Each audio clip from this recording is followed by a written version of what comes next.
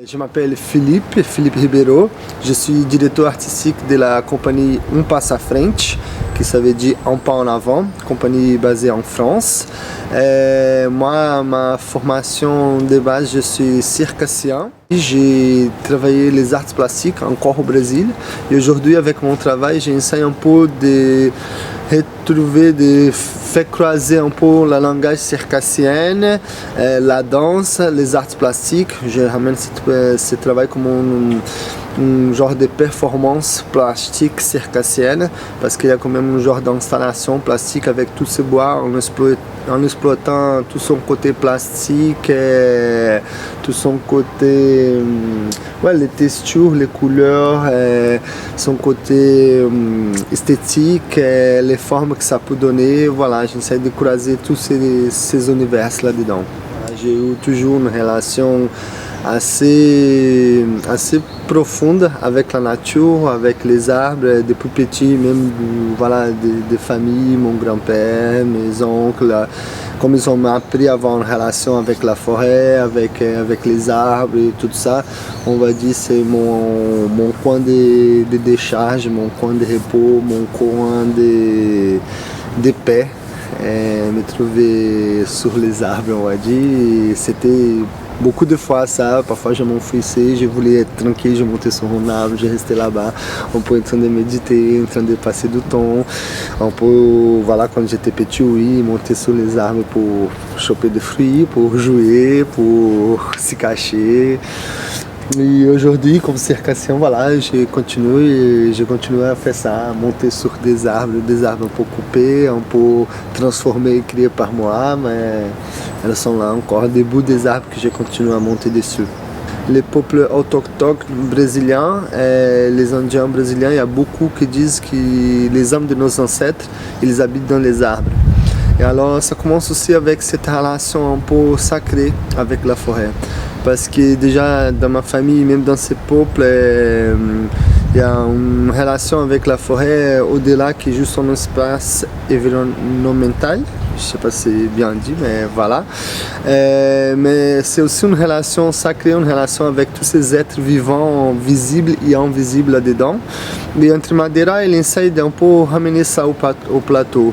Déjà, ma relation physique avec cette matière, trouver le langage circassien avec des matières pas du tout circassiennes, trouver mon langage de danseur avec des matières pas du tout faites pour la danse, mais aussi me fait vivre des sensations, des souvenirs, des passages, des moments en relation avec la nature. C'est une façon aussi d'avoir toujours mon petit bout de forêt avec moi. Et j'aime bien ça, ramener ce bout de forêt et laisser que chacun, avec son vécu, avec son imaginaire aussi, puisse construire sa propre forêt là-dedans, puisse retrouver ses propres êtres, ou aussi puisse voyager au-delà de ça et imaginer des choses complètement loin de ce que j'ai imaginé. En fait, quand j'ai créé le spectacle, je l'ai pensé vraiment pour tout le public.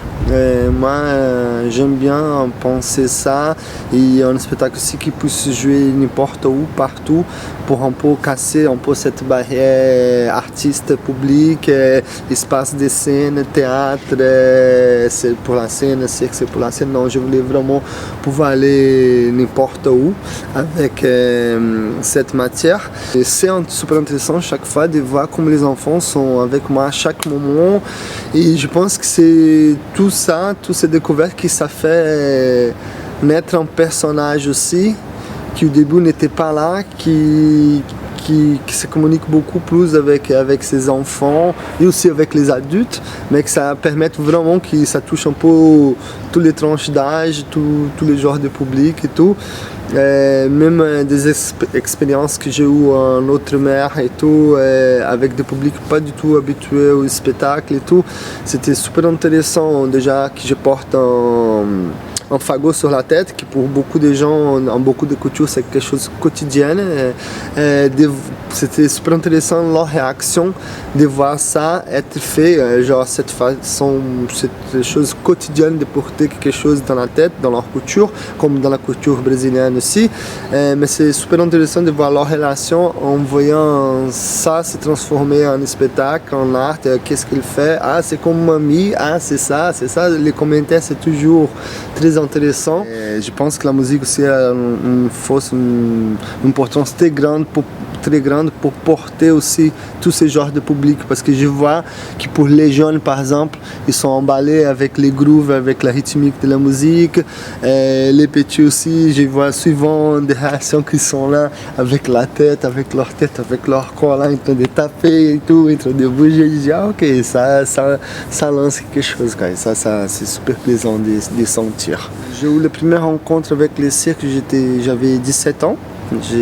Pour quelques ans, j'étais assez âgé déjà, mais c'était dans un projet de quartier chez moi. J'ai eu une expérience pendant 1 an. Et ça, pour moi, c'était assez magique. C'est ça qui m'a provoqué, où ça m'a ramené et tout ça. Mais pendant un petit moment, j'ai passé 1 an là-bas. Après, je suis parti, je suis allé faire d'autres choses et tout. Mais ça restait quelque chose dans moi, toujours de wow, c'était intéressant ça. Jusqu'au moment que j'ai commencé à aller chercher un peu plus, j'ai rentré dans une école préparatoire au Brésil. Et là, j'ai eu vraiment des expériences de pouvoir aller jouer pour un public, de pouvoir aller plus loin et de comprendre ça comme un métier. Et là, oui, là, j'ai dit, ah ouais, ok, c'est ça que j'ai voulu faire dans ma vie. Et surtout que je voyais que, voilà, j'avais compris que je voulais faire de l'art, j'avais compris que je voulais faire des spectacles. Mais moi, j'aime bien aller n'importe où, dans tous les genres de public. Et voilà, il y a plein de langages artistiques qui c'est assez limité pour un public. Je voyais que les cirques, ça touchait un peu tout le monde, toutes les classes sociales, toutes les tranches d'âge, tous les genres de personnes. Ça parlait un peu pour tout le monde. C'était super facile à accéder aux personnes avec les cirques. Merci au Festival Passage pour cette opportunité, pour ce croisement des langages qui c'est aussi très bien, très important, pour ce croisement des idées, pour ces rencontres entre des artistes d'un peu partout du Brésil et tout. C'est incroyable aussi de voir que même avec tout ce qui se passe, la machine continue à rouler parce que voilà, avec beaucoup de résistance, avec beaucoup de rage, beaucoup d'envie de faire de l'art, de faire de la culture, on est là, on continue là. Je parle surtout parce que moi j'ai l'opportunité, le privilège d'être là en France, que c'est douloureux dans le sens d'être loin. Mais je sais qu'au Brésil, parce que je suis très lié avec des amis, même j'échange beaucoup avec des amis qui sont artistes là-bas, c'est dur de faire de l'art là maintenant, c'est dur de faire de la couture maintenant.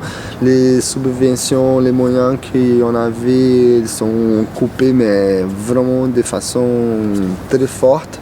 Mais les gens continuent à faire, c'est pas ça qui sont les arrêtés, ils continuent là, ils continuent avec l'envie de faire, de créer, de dire ce qu'il a dit. Et ça c'est très bien de voir ok, parce que ce qui se passe, la force continue et on va loin comme ça, quoi. L'art ne se laisse pas étouffer. Voilà.